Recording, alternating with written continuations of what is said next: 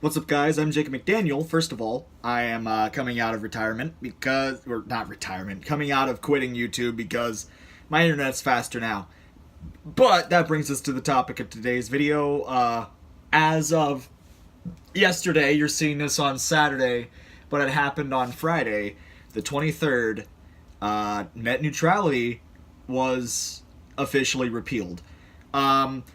There's not going to be very many jump cuts in this video because I have all my thoughts lined out already. So let's jump right into it. First off, the NRA rewarded Ajit Pai with this feat by giving him a gun, calling it the I think it's keeping cool under fire, something like that, something along those lines, where basically they honored him with a weapon because he killed something that was in the best interest of the American people. My thoughts on this, it's absolutely ridiculous. Seeing anyone reward him for what he's doing is absolutely ridiculous. And I get that the NRA probably didn't like it either. The NRA is, from what I've heard, very strongly Republican. And Ajit Pai was a Republican anointed by Donald Trump, so I'm pretty sure that it's no big surprise to anyone that they are praising him for what he's done by giving him a gun. But pretty much as soon as this happened, AT&T was the first one to roll around its new net neutrality rules, already trying to spit out packages and special offers, which are really not special and help absolutely nobody. So, AT&T, if you have DirecTV or AT&T Uverse, you're probably already experiencing some of these problems, and not only will they be doing it, but eventually other ISPs will be doing it, and also phone providers potentially, because Ajit Pai wants to count cellular data as broadband, which is absolutely ridiculous, but that just makes it to where we don't really have a choice. We can't just stay off the internet and use our phone data. No.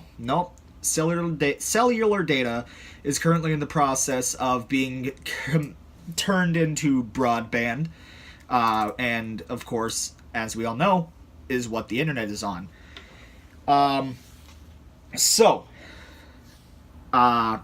Basically, this is what everyone was fearing.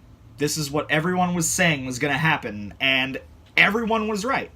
There were so many people that were saying, don't worry about it, it's not going to be a big deal.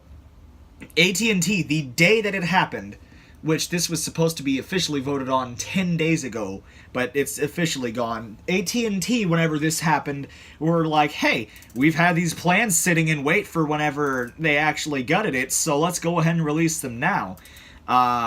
As far as I know, AT&T, along with Verizon, Comcast, Cox, Time Warner, they're all gonna start doing this at least within the next week.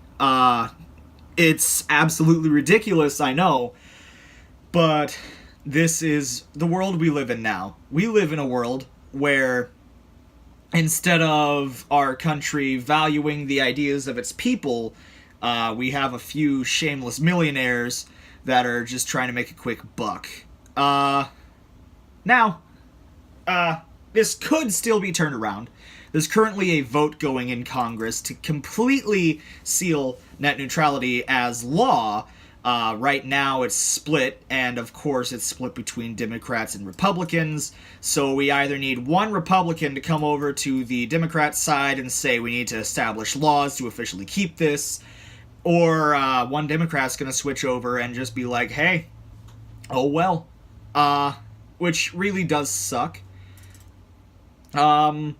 So a few things about this is, yes, now your internet service provider has full power to make fast lanes and slow lanes.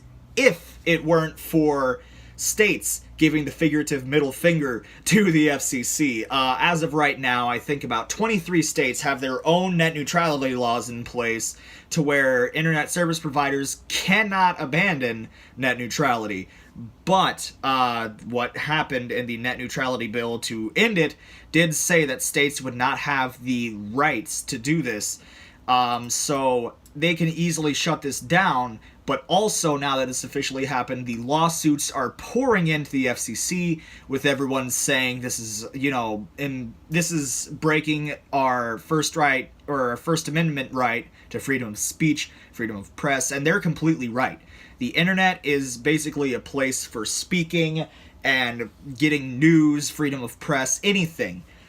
Like, you going on Facebook and then posting something about, like, hey, I like dogs. That's freedom of speech right there, and they're censoring that to people that are willing to pay more money. Hopefully, it's only AT&T going to go down this path, but as we all know, a lot of ISPs have been wanting net neutrality to die for a while so they can screw their customers out of more money. Now, the positive things to look at is that unlike AT&T, a lot of other ISPs and phone providers, if cellular data becomes broadband, probably won't immediately jump into this. They'll probably start raising prices for certain things, like if you want slow speed internet, there's a price for that, and if you want high speed, there's a price for that.